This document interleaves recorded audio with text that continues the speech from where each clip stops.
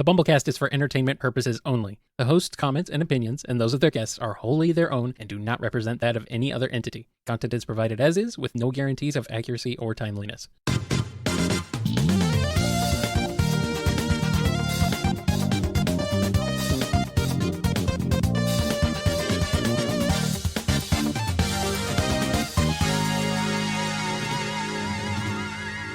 Welcome to the BumbleKast. I'm your host, Ian Flynn, the Bumble King, and joining me as always is my Bumble co-host, Kyle, JCRB Krause. We're back for a Wednesday, my dudes. Been a little while. Been a little while since we've had some Wednesday Q&A, but we're here now. And we got so many questions to answer, all from our patrons over at patreon.com/BumbleKast, Ko-fi.com/BumbleKast, and our YouTube members. Yes, indeed. Let's get started with this one from Knuckles Omega. Sega's Rystar crossover with Outlaw Star. How would Rystar's interactions with characters and enemies go? The poor little boy. He's going to have a rough time because there's some nasty characters in Outlaw Star. Gene is not really the greatest guy to get along with, or Asia, or just about anybody. He might get along with Gene. He'd get along with Melfina, but that's because they're nice people. What really needs to happen, though, is that the Outlaw Star loses its grapplers. And so Rystar has to poke his arms out of the sides. And now the Outlaw Star has big cartoony hands ready to punch people and grab things. And that is worth ticket price. I want this so bad. The Outlaw Rystar. I think this might have been what the question was angling for. So you probably did. You probably got it. You did it. Beautiful. Beautiful. All right. Mankoi has a question. There's a game I play with friends called Kill Your Double. It goes like this. You pick two characters portrayed by the same actor and pit them in arena combat to the death. Captain Picard versus Professor X. Justin Hammer versus Guy from Galaxy Quest. John Wick versus Johnny Silverhand. The possibilities are endless. If you can pick any Kill Your Double fight you can imagine to have professionally acted, animated, or otherwise committed to audiovisual media, who would you choose? All right. We got some ideas here. Yeah, I'm going to go with Roxy Richter from Scott Pilgrim. Scott Pilgrim, yeah. Versus Katara out of Avatar The Last Airbender. Yes. Okay. That will be a fight to remember. Yeah. Oh, that would be awesome, yes. Yeah, yeah. Meanwhile, one I chose was Bowser versus Nacho Libre. Absolutely. Of course it's in a ring. Why wouldn't it be? I know the spirit of this is more actors, but I'm terrible with actors. So I'm going to cheat a little bit here and delve into Japanese voice actors, just because this is hilarious to me. Bakugo from My Hero Academia and Shina from Yona of the Dawn. And the funny thing is, Bakugo is always at 11, pretty much. And Shina is always at like a 2. Uh-huh. Except when he loses his chill. And Bakugo's whole thing is causing explosions. And Shina's thing is causing paralysis or heart attack just by looking at you, but that can knock him out. And that could make for an actual really neat fight if choreographed well. Mm-hmm, mm-hmm. Meanwhile, on the other side of the spectrum, I went for the genie from the live-action Aladdin versus Agent J from Men in Black. I don't know if I can stand that much snark. I don't know which of these. I don't know which of these would come out on top in this case. What is the noisy cricket's output upon a mythical being? I don't know. Or would they just have a dance number together? Then maybe that's it. Yes. They'd have a dance off. You get to MIB. It'd be the true millennium. And just because this made me giggle. I like this one. Raphael and Donatello out of the Ninja Turtles. Yes. They've both been Rob Paulson. They've both been Rob Paulson, yes. It's weird to think about Rob Paulson being Raphael, but yeah, he was in the 80s cartoon. I don't think of him with that voice anymore. Like, I can't imagine. It's really hard to imagine Raphael with that sort of voice. He's definitely more, I think, suited for the characterization of Donnie than Raph, but yeah. And then the last one I did was Popeye versus Teddy Roosevelt. You're going to have to help me with that one. Because Robin Williams played both of them. Robin Williams. Who was he, Teddy Roosevelt? Robin Williams played Popeye, in the Night at the Museum movies, and he was he's Teddy Roosevelt in the Night at the Museum movies. Oh. Yeah. Popeye versus Teddy Roosevelt. Yeah, all right. I don't know how that would work, but I mean, Robin Williams as Teddy Roosevelt was an inspired casting decision, regardless. Did I say Robin Williams played Popeye in the Night at the Museum movies? No, I didn't. I didn't mean to. No. Your sentences ran together. They did, yeah. I didn't mean to say it that way, but apparently I did. My God, Teddy Roosevelt steals the spinach. We're doomed. Oh no! Rip up San Juan Hill. Oh no! Oh no! Oh man, we had a good one in the chat. Johnny Young Bosch. He's had so many different roles. Jeez, I'm trying to think of anything. Crisis on Infinite Johnny Young Bosch. I mean, we really could just do Johnny Young Bosch, just like as so many different characters.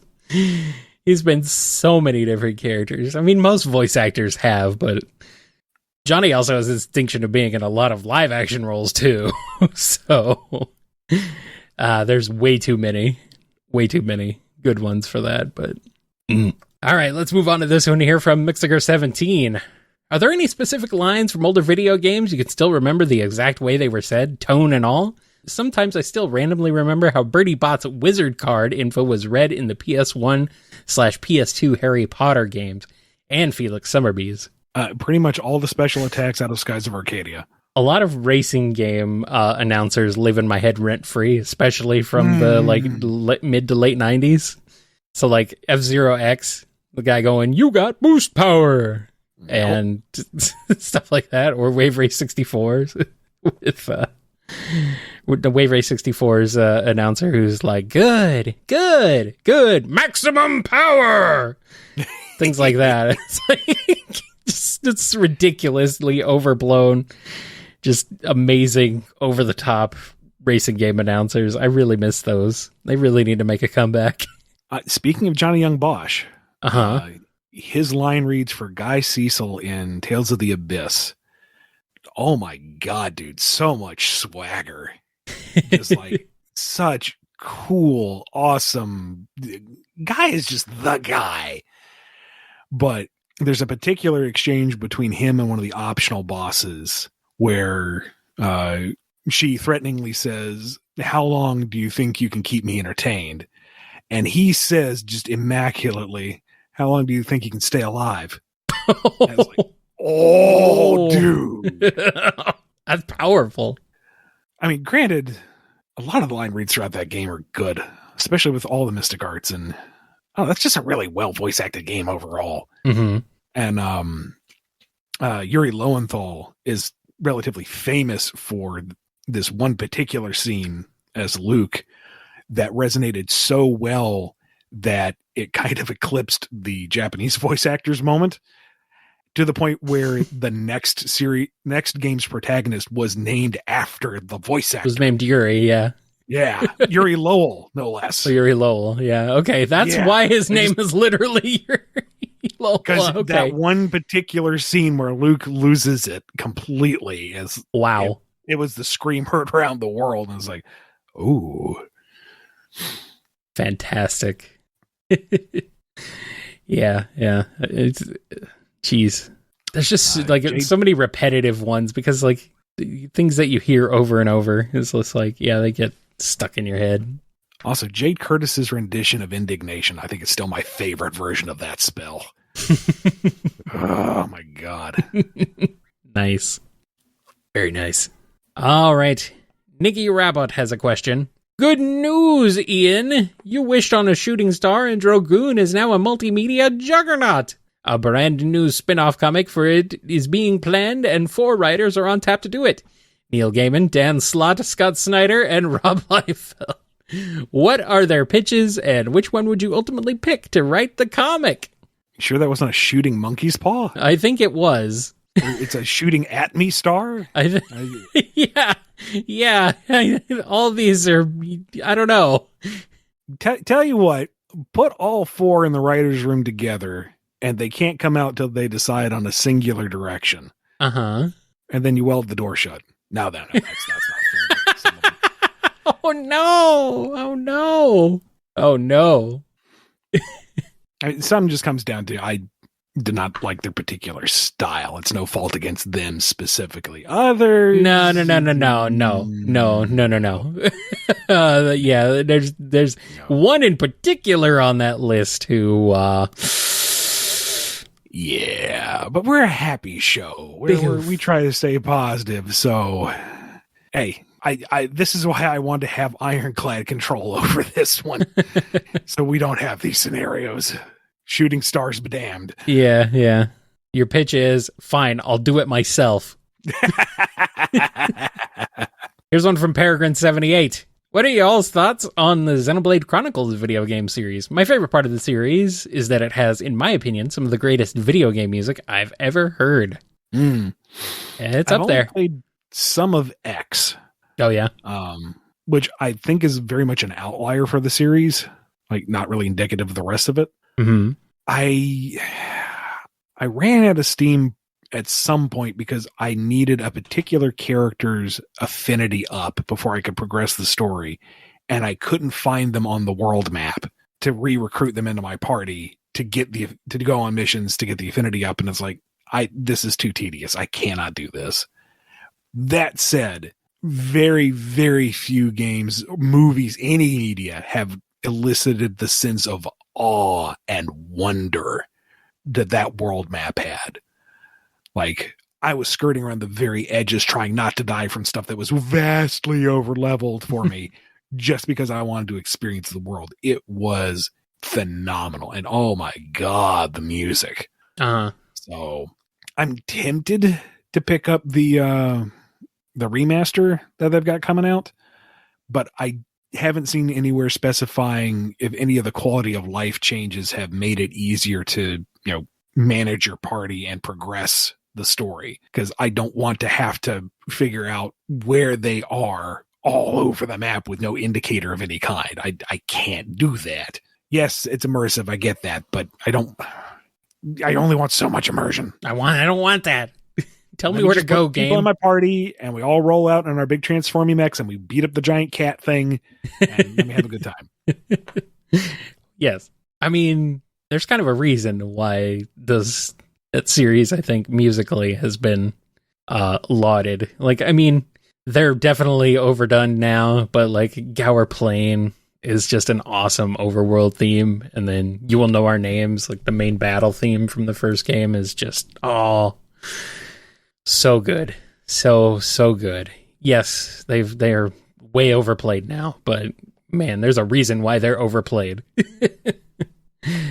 The music, I'm only really familiar with some of the first game's soundtrack, but still, like, yeah, musically, it's just awesome. So, it's firing on all cylinders, the composers were for that game, for sure.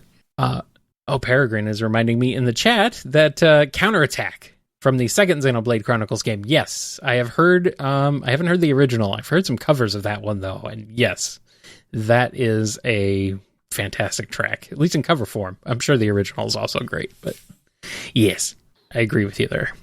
Sillytron has a question. Hello, Mr. Flynn. Have either you or Kyle played or at least have any knowledge of the Yakuza / Like a Dragon series? While it's known for their goofy stuff most of the time, they're very heartfelt games that deal with rough and emotional topics, and they mean a whole lot to me. I know of them in passing, like very surface level. Mm-hmm. Same. But I remember seeing, it was a video or just like a very basic overview of the mechanics of the game. And I remember thinking, oh, this is what Shenmue was trying to be. Yes, that's really what it is. Like, Shenmue is the proto. Shenmue done right. Shenmue is the proto Yakuza, really. Just like the immersiveness of it, the exploration, the bajillion diversions, the combat style. It's like, I can see Shenmue's DNA in this, polished to perfection. Yes. So that alone has made me inclined to look into it, but you know the song by now, guys. When am I going to find the time? Do-da. There's like a billion Yakuza games, and they're all very long. Yeah. So it's like, when do I do? That said, the goofy stuff is also very goofy and very fun. It's really charming. Mm-hmm. It really makes me want to play. And when I see like the silly, goofy memes and just things like that, it's such a fun series, which you wouldn't expect. It's like, this is not what you would expect from a series called Yakuza or anything like that. It's like, what is going on here? But that's what it's about, and it's I really need to remember play more of them. There was some promotional video where they had like actual Yakuza watching gameplay and going, "Yep, that's how we used to do it back in the day." Kids these days, they don't have the respect. They don't understand what it means to protect the streets, and it's like, okay, that level of authenticity is both impressive and terrifying. Yeah, I'm like, who's paying the bills over there? That was probably hired actors. I hope, maybe. I don't know, dude. I don't know. Some of them had an air about them where it's like, I'm not going to question you, sir. If you say that's it, I will agree. I don't know. Maybe the Yakuza do go kart racing regularly. All right. Soccer Cod has a question. Ian and Kyle start a folk metal band together with 2 or 3 other people. How's that go? Folk metal. Folk metal. Yes. Is this like Jugga Jigga Wugga with Yeehaw? No. Okay. I'm trying to think. Like Ailstorm is a good example. They're pirate metal, basically. They're like pirate shanties, but metal. Are you familiar with them? It's like stuff like that. No? Okay, Ailstorm is freaking awesome. But it's like basically it's basically like fantasy style, like traditional folk stuff with metal. It's really hard to describe. Okay. But it's like, imagine like, I don't know. I keep trying to think of like the Rocky Road to Dublin, but by Metallica. Maybe. Sure, we'll go with that. I know some folks are going, Metallica and metal. It's like, you know what I mean. Do you know what Viking metal is? Kinda, yeah. Okay, it's along the same lines. All right. It's related. Like Ice Earth? Yeah, roughly. Okay. Yeah. Or maybe like, I wouldn't necessarily say that they are folk metal specifically, but Dragon Force is in the same ballpark-ish. They're power metal, but they have similar like vocal themes and stuff like that. Like, I don't know. It's hard to describe. It's pretty freaking awesome is what it is. How does it go when we form this band? Well, we spend a few months where Kyle tries to educate me on the philosophy behind it, and I try to understand it. Yeah. And meanwhile, I'm just sitting here like I'm kind of feeling around in the dark because I'm like, I know of Ailstorm, and that's about it. And you've got the rest of the bandmates just waiting for us to actually put together songs so we can perform. Uh-huh. But once we have everything clicking, then we just like redefine the genre and become like world famous, obviously. Obviously, that's exactly what happens. Ailstorm is opening for us. Sure. That's gonna happen. Okay, here's one. Here's a good one. There's a band called Skyforger. They're mostly a traditional metal band, but one of their instruments that they play is a bagpipe. All right. So this is a metal band with bagpipes. It's like, I'm here for it. Okay. Yep. Yes. I'm down. I'm super down even. All right. Our last question before I take a break is from Spoiler 1001 with spoilers for DuckTales 2017. Do you think the Elder McDuck family assumed that Webby was Scrooge's daughter when he brought her to the manor in Scotland, or would they be just as surprised as he was? Whichever's funnier. Yeah, pretty much. That's kind of what that show operated on, was rule of funny or rule of cool for the most part. Like either, of course we knew she was a McDuck. Why didn't you? You brought her here not even thinking she was a McDuck? What's wrong with you? Or, sis, how did that happen? When did you get married and you didn't even tell us? Really, truly, whichever is the funnier option. Yeah, exactly. Exactly. Alrighty. I think that's a good enough time to take a quick break, and then we'll come back with more on this episode of the BumbleKast.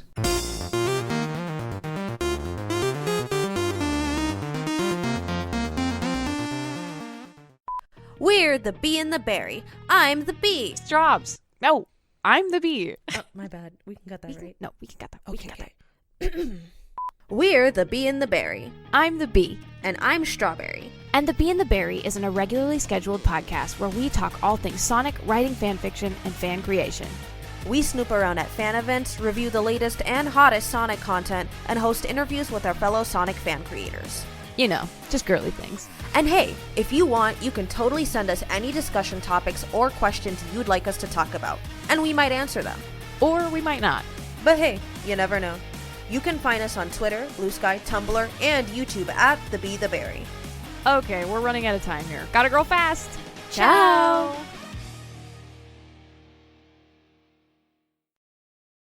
We're back, and we have a question from Stephen A. What's your favorite 3 Cowboy Bebop songs from both of you, and why is it just listening to Tank 3 times on loop? Why is it just wrong? Why is it just listening to Tank 3 times on loop?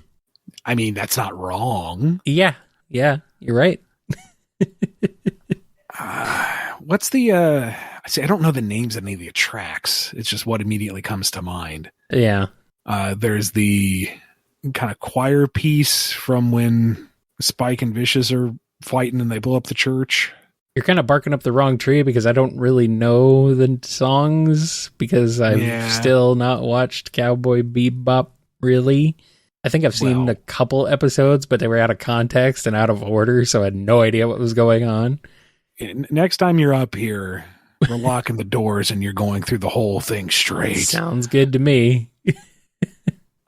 Also, the intro song for the movie, which I could tell you the lyrics. I cannot tell you the name of the actual song. I'm terrible at song trivia. Mm-hmm. Apparently that one might be called Knock a Little Harder. Yeah, okay. Something like that. Well, I wouldn't. Not the end theme, the intro theme, but the end theme's also really good. So I don't know. Really, you can take anything from Cowboy Bebop and it's going to be fire. Pretty much. Like even like the what was his name? Pierre Lafaux, I think. Creepy as it was, it's still brilliantly orchestrated. So I mean, shoot, what's the name of the track when Jet is chasing down his ex? I mean, that's a heartbreaking song given the context. No, everything. Like, just put the whole album, the whole discography on loop forever and ever, and you're set. I do know the intro and outro songs, Tank and the Real Folk Blues. Those are classics. Those are like, even the fact I've not really seen the show and experienced it properly is like, yeah, those songs still hold out. But one that I was looking up was I was looking through some of the songs just for this question, was like, what's a good third one? One I found was like really goofy and silly New Jack Swing, a song called Chicken Bone. Called Chicky Chicky Bone, Chicky Chicky Bone. It's like, what is going on here? This is amazing. It's so goofy. So goofy, but it's fun. I like it. All right. Tetsuya the Wise has a question. In this timeline, there were 2 shows based off a certain hedgehog that aired in the 90s. One was zany and wacky, while the other was dark and serious. But what if instead of giving that treatment to the Blue Rodent, they gave it to the Super Mario Brothers instead? What would a Mario Sad AM be like? Would King Koopa be voiced by Jim Cummings? Would this be the basis of the longest-running comic book based off a video game? Would there still be massive shipping wars? Does the timing work out that it would just be a continuation of the live action movie? Yes. Maybe. You got your 1993. Let's see. Yeah, it would be. So you've got your dark dystopian metro future. Yeah. You've got your threatening but still goofy enemies. You've got just enough cross-pollination of the real game material to make it justify the title. I think a animated continuation of the live action film pick up where Daisy left off with that stinger and just go from there.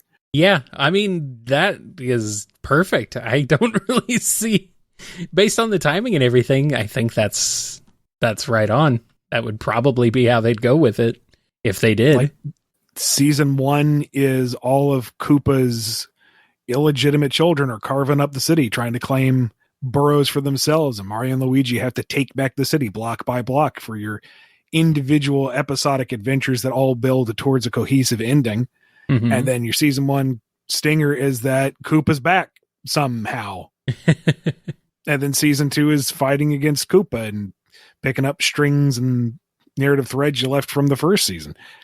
I think that works pretty darn well. I think it almost pretty much writes itself in a lot of ways. Like, bring back Big Bertha, give Mario's girlfriend Lena a bit more of a role, possibly. You've got Daisy there already, Yoshi. Yeah, I mean, it's perfect, honestly. Are they going to call it the Super Nintendo wave when they reboot it later on as a comic? That would be weird, but all right. All right. Here's one from the Cyberspace Coco. As a fellow white guy, how do you approach writing about other cultures that aren't your own? I'm currently coming up with the races of my fantasy world, and I'm looking at real-world cultures to give them some sort of grounding in reality. However, I'm trying to avoid stereotyping and being insensitive. I think I'm going to look at the world of Avatar: The Last Airbender, since that is an accepted work featuring indigenous and Asian cultures created by 2 white guys. Unintentionally loaded question is still loaded. Yeah, and still. I don't think there's a right answer, a universally correct answer. But the best that the way I approach it is to be as mindful and respectful as possible. Yes. To see things that are very different and not necessarily agreeable as still valid, so that you do not dwell on, oh, well, look how different and odd this is. It is to you, it isn't to that culture. When you are incorporating elements from these other cultures, why are you doing it? Is it because it's cool and you want, the face paint or the architectural style? Don't just cherry pick stuff. Why is it like that in your fantasy universe? What is it about those real world cultures that apply to your fantasy setting? How did those people in your story come about these similar aspects so that it feels organic and earned and not just like you're a tourist slapping postcards and calling it fantasy? Yeah, I would also say, just do a ton of research, literally as much as you can. Read into as many different aspects of these cultures as you can. And also a big one is, talk to people. Yeah. People who have studied this stuff or people who live in these cultures, they would be happy to talk about it. Usually, they're usually they want you to reach out and talk to them. And that helps a lot, I think. Talk to people and just read as much as you can about that stuff. Don't just look at the surface level and be like, well, that's fine, clearly. But you got to really immerse yourself in it and talk to people, for sure. I mean, for my own Dragoon stuff, I'm trying not to base it off of any one particular thing.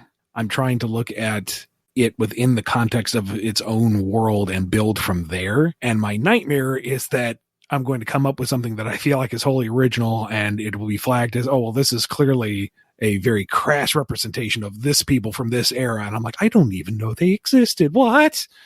Yeah, that's the difficult thing. All right, let's move on to this one from Twilord. What are your thoughts on media including itself? To explain what I'm talking about, for example, Marvel comics exist inside the Marvel universe where they're retelling real life. If you were going to include such a concept in your own work, what approach seems the most fun? What is the purpose of doing that? Is my first question. Yeah. Why is referencing yourself necessary? By doing this, what new context do you bring to the story? So, like, in the Marvel sense, these comics are a retelling of real world events for, these heroes. How accurate are they? Like, do they get all the details right? Is there somebody running interference? Do any of these heroes get license money from their likenesses being used here? And what do these in-universe comics say about the world around them outside of, teehee, this is a fun nod, Yeah. I think that's certainly viable. You can use it as a new lens to view your narrative through. You can use it as a fun way of letting off steam and being self-referential. Take the piss out of your own work a little bit. That can be fun. It doesn't have to be like serious, but what is the purpose of it beyond just, oh, this is a silly thing we can do? I wanted to have some function, even if it is lighthearted. What is the function of this self-referential material? Mm-hmm. Another example Toy Lord points to is Digimon. Basically, the Digimon real world stuff is folklore in the Digimon world. Okay. So it's like, imagine if vampires existed and they were looking at vampire media now and they're like, that's not what it's like at all. It's something like that. All right, here's one from Vibo Bibo. Please, Mr. Ian, tell me all you can about Nurmenheim. I need to know about the fishes. Swim in the water, become fish. Sincerely, a guy who just wants to be a fish. Why are we focusing on Nurmenheim so much? Is the one I don't really fully understand myself. Come on, Ian, tell us about the fish people. Okay, well, the realm itself is one giant ocean. Like, land is extremely hard to come by, at least on the surface, and most structures are Drogoon made and suspended in the water, floating or beneath. And heaven help you if you don't know how to fix it, because it's ancient technology and nobody really knows how it worked to begin with. So most of the structures, at least the highly visited ones, are purely vacation and resort oriented. And then there is an extremely large fishing industry for obvious reasons. Problem is, really, really, really hard to tell young Nerman from fish. There have been problems arising from that. Very obvious problems. Lots of heated discussion and violence surrounding those. There are treaties now. There's Good. supposed to be oversight. Supposed to be. The Nerman itself is an extremely blanket term. It refers to all of the sapient life in the realm, but there are so many different types of Nerman that it's almost meaningless.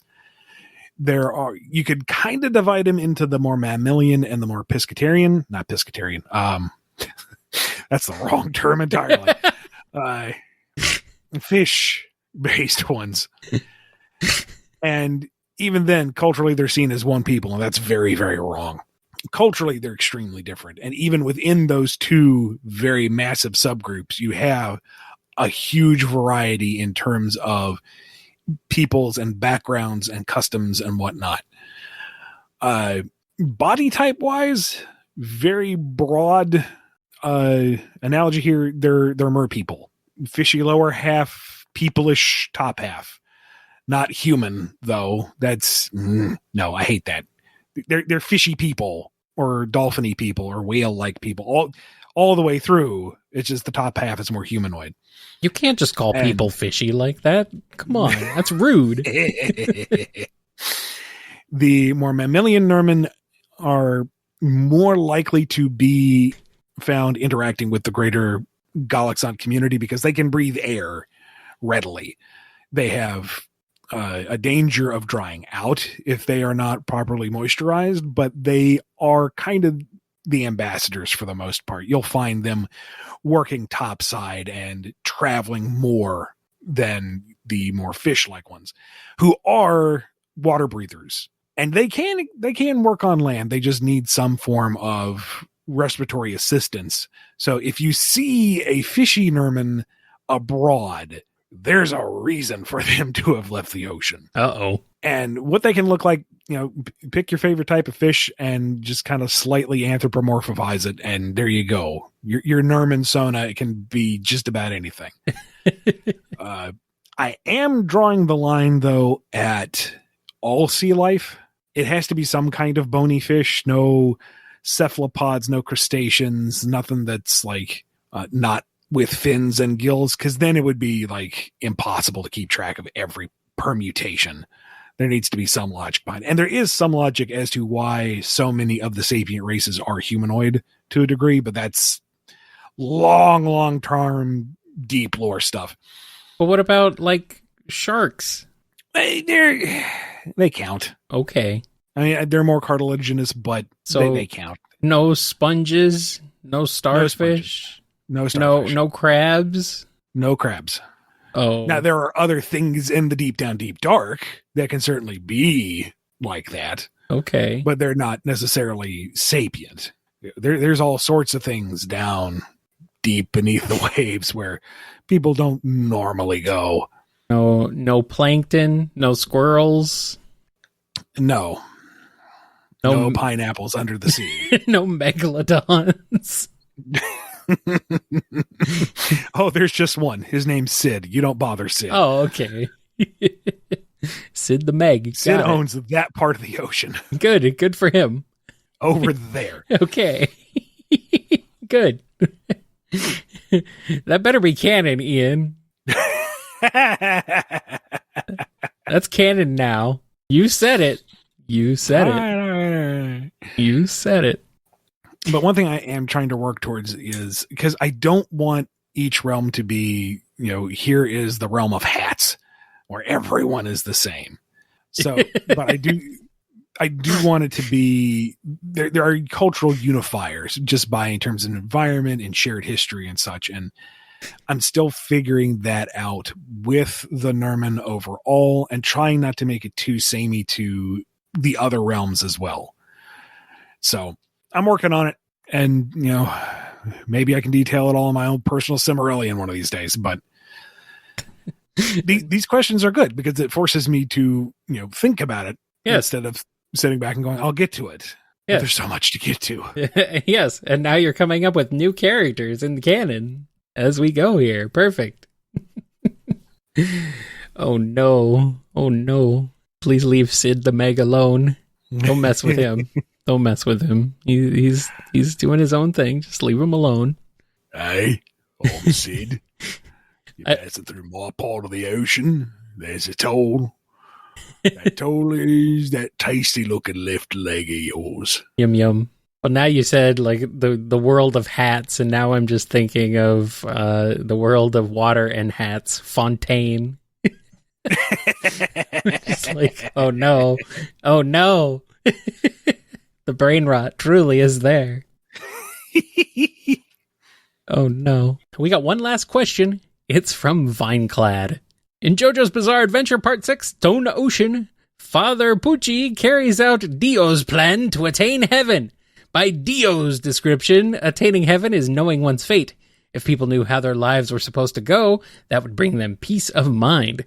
To achieve this, Pucci got pregnant and, using his paternity leave, went to NASA to pose on some nerds, leading to the birth of a silly-looking centaur that can prance so fast it resets the universe.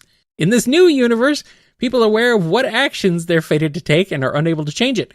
For example, if you were fated to go left, then you would go left. If you tried to go right, then the universe would make sure you go left. Now let's say that both of you were in this new universe. Do you think that knowing your fate would bring you peace of mind and thereby attain heaven? I'm so lost by this question, Ian. It's JoJo's Bizarre Adventure, so I'm just taking everything at face value. Yeah. Poochie, not Poochie like Poochie, not like dog, like Pucci. Poochie is a different character. That's not Poochie from Yoshi's Island. I must go. My attained heaven universe needs me. Or that Poochie, yes, that's true. So the crux of the question is, how would you react if fate were real and you were aware of it? And you knew down to the finest minutia. Yeah. I'd be depressed. Honestly, yeah. I would hate it. I don't want to know.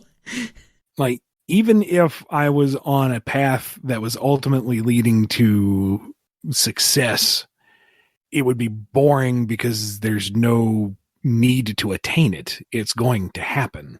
Yes. Doesn't matter how hard I work or how creative my endeavors are, it's going to happen.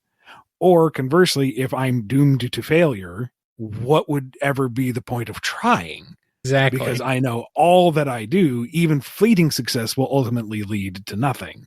So, not particularly fond of that. No. No, I don't like this. I don't like this at all. But I don't know. Is the whole conceit that Dio is wrong?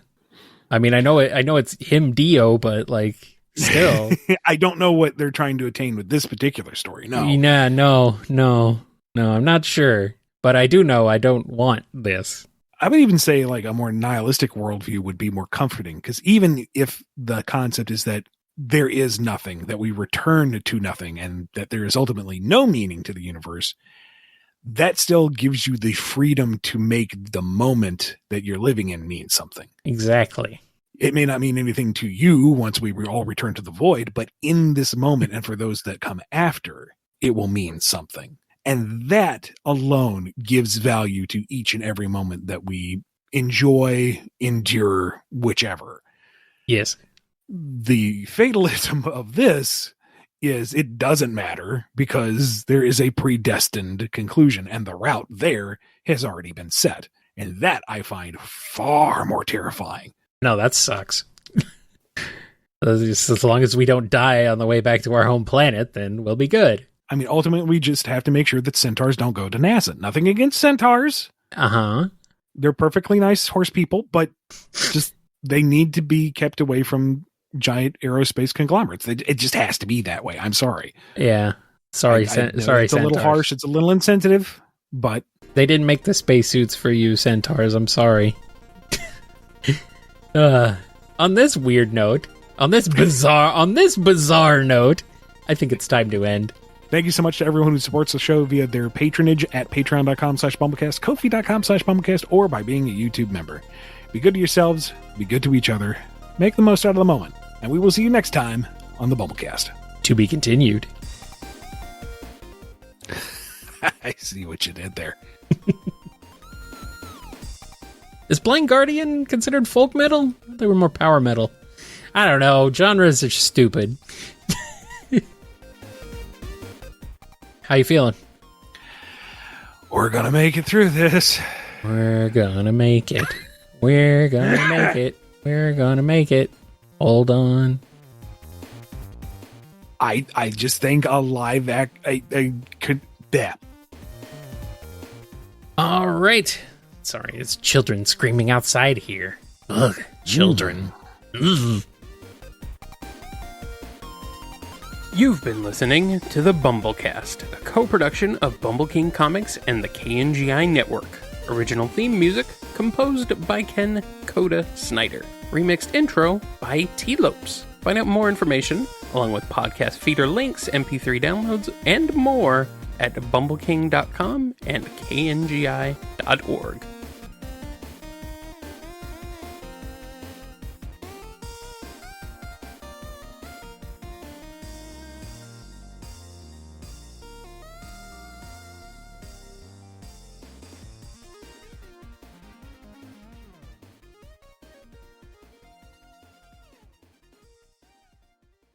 I can't stand being further behind because of me.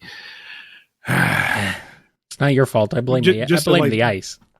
And to keep the record straight, if Kyle had fallen and he needed to take a break, I would absolutely insist that we not do anything. Yeah, that's what I'm trying to do, but you're like, no, let's do it. And I'm like, Exactly. Okay. All right, BumbleKast for March 12th in 3, 2, 1.